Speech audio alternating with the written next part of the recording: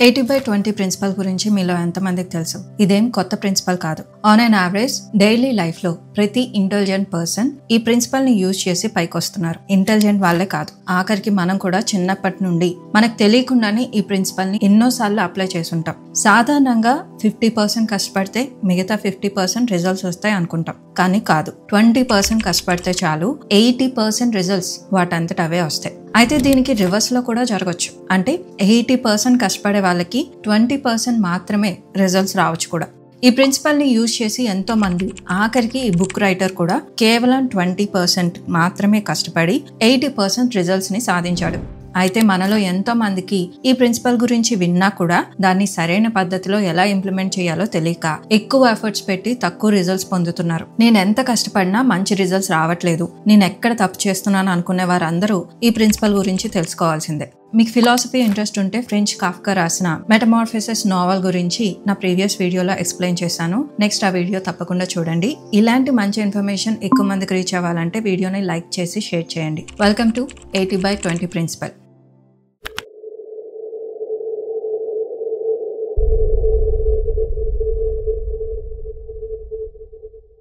ఈ ప్రిన్సిపల్ ని మొట్టమొదట ఫెరాడో పెరాటో, ఇటాలియన్ ఎకనామిస్ట్, ఈ రూల్ ని కనుక్కున్నాడు. అందుకే దీన్ని పెరాటో ప్రిన్సిపల్, పెరాటో లా అని కూడా అంటారు. మీరు సరిగ్గా అబ్జర్వ్ చేస్తే ఏ ఏరియాలోనైనా 20% ఇన్పుట్ కి 80% అవుట్కమ్ ఉంటుంది. 20% కాజ్ కి 80% కాన్సిక్వెన్సెస్ ఉంటాయి. అదే విధంగా 20% ఎఫెక్ట్స్ కి 80% రిజల్ట్స్ ఉంటాయని పెరాటో అబ్జర్వ్ చేశాడు. పెరాటో ఒక రోజు తన గార్డెన్ లో ఉన్న 20% green peas, 80% healthy green peas నాటడం వల్లే వచ్చాయని అబ్జర్వ్ చేశాడు. అలాగే ఇటలీలో 80% ల్యాండ్ ని కేవలం 20% మాత్రమే జనాలు ఆక్యుపై చేస్తున్నారని గమనించాడు. ఈ అబ్జర్వేషన్ నుండే పెరాటో ప్రిన్సిపల్ వచ్చింది. అప్పటి నుండి ఇదే రూల్ ని చాలా మంది అప్లై చేయడం స్టార్ట్ చేశారు, సక్సెస్ అవుతూ వచ్చారు. అందుకే ఈ ప్రిన్సిపల్ ఇప్పటికీ చాలా పాపులర్. సో మన డైలీ లైఫ్ లో, నేచర్ లో, ఇలా ఎక్కడ తీసుకున్నా ప్రతి దాంట్లో మనం అనుకున్నట్టు 50-50 ఇలా సమానంగా కాకుండా ఇంబ్యాలెన్స్ అనేది ఉంటుంది. అదే 80/20. అయితే ఈ రేషియో కాస్త అటు ఇటుగా కూడా అవ్వచ్చు. అంటే 70/30, 90/10 ఇలా ఏదైనా కావచ్చు. ఇది ఇంకా క్లియర్ గా మీకు అర్థం కావాలంటే ఈ ఎగ్జాంపుల్ ని చూడండి. ఒకసారి మీ వార్డ్రోబ్ ని చూడండి. మీ దగ్గర ఎన్ని క్లాత్స్ ఉన్నాయి, అందులో రెగ్యులర్ గా మీరు ఎన్ని క్లాత్స్ ని యూజ్ చేస్తున్నారు? కేవలం కొన్ని క్లాత్స్ ని రిపీటెడ్ గా యూజ్ చేస్తారు, అంటే 20%. అంటే మీ దగ్గర ఉన్న కేవలం 20% క్లాత్స్ ని మీరు యూజ్ చేస్తారు. అలాగే మీ ఫోన్ లో కాంటాక్ట్స్ చూడండి. అందులో మీరు రెగ్యులర్ గా ఎంత మందితో మాట్లాడతారు? మహా అయితే 5 లేదా 10 మందితో. మిగతా వాళ్ళతో అవసరం అన్నప్పుడు మాత్రమే మాట్లాడతారు, అవునా? ఇక్కడ కూడా 80/20 ప్రిన్సిపల్ అప్లై అవుతుంది. అలాగే సాఫ్ట్వేర్ జాబ్ ని ఎగ్జాంపుల్ తీసుకుందాం. మీరు డైరెక్ట్ గా కోడింగ్ ఒకటే నేర్చుకుంటే జాబ్ ని సంపాదిస్తారా? నో. స్కూల్, కాలేజ్, డిగ్రీ, ఇంకా అవసరం అనుకుంటే మాస్టర్స్, ఇవన్నీ చేశాక కోడింగ్ నేర్చుకుంటారు. అయితే మీకు జాబ్ వచ్చాక అందులో ఎంత నాలెడ్జ్ ని యూజ్ చేస్తున్నారు?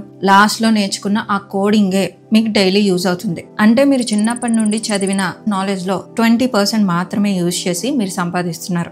ఇలా ఇంకొన్ని ఎగ్జాంపుల్స్ తీసుకుంటే 80% సెలబ్రిటీస్ లో 20% పైనే పబ్లిక్ అటెన్షన్ ఎక్కువగా ఉంటుంది. మార్కెట్ లో సేల్ అయ్యే 80% బుక్స్ కేవలం 20% ఆథర్స్ రాసినవే. ఇలా చెప్పుకుంటూ పోతే మన డైలీ లైఫ్ లో చాలా ఎగ్జాంపుల్స్ ఉంటాయి. అయితే ఇది విన్నాక మీరు కూడా కొన్ని ఎగ్జాంపుల్స్ ని అబ్జర్వ్ చేసే ఉంటారు కదా. అబ్జర్వ్ చేస్తే ఇంకొన్ని ఎగ్జాంపుల్స్ ని కమెంట్స్ లో తప్పకుండా షేర్ చేసుకోండి. అయితే 20% కష్టపడితే చాలు 80% రిజల్ట్స్ వాటంతట అవే వస్తాయంటే కొంతమంది ఈ ప్రిన్సిపల్ ని తప్పుగా అర్థం చేసుకుంటారు. పెరాటో ఇక్కడ కష్టపడొద్దు అని చెప్పట్లేదు. ఎలా కష్టపడాలి, ఎంత కష్టపడాలి, దేనికి ఎక్కువ ఇంపార్టెన్స్ ఇవ్వాలి క్లియర్ గా మీకు తెలిసి ఉండాలి. అంటే ఈ ప్రిన్సిపల్ ని అప్లై చేసేటప్పుడు మీరు తెలివిగా ప్రవర్తించాలి. అయితే మనం ఏం చేయాలన్నా టైం అనేది చాలా ఇంపార్టెంట్, కానీ దాన్నే మనం ఎప్పుడు వేస్ట్ చేస్తూ ఉంటాం. అయితే టైంతో ఈ ప్రిన్సిపల్ ని కంబైన్ చేసి చూడండి. మళ్ళీ చాలా మందికి టైం ని ఎలా యూజ్ చేయాలో తెలీదు.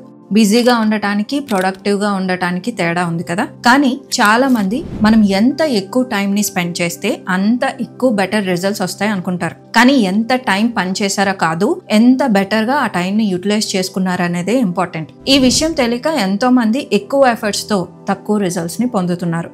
మీ టైం ని వైజ్ గా యూజ్ చేయండి. మీకుండే వర్క్ లో తక్కువ రిజల్ట్స్ వచ్చే వాటికన్నా ఎక్కువ రిజల్ట్స్ వచ్చే వాటిపై ఎక్కువ ఫోకస్ చేయండి. అయితే ఇది ఎలా ఫాలో అవ్వాలి, ఏది ఇంపార్టెంట్, ఏది లెస్ ఇంపార్టెంట్ అని మనకు ఎలా తెలుస్తుంది?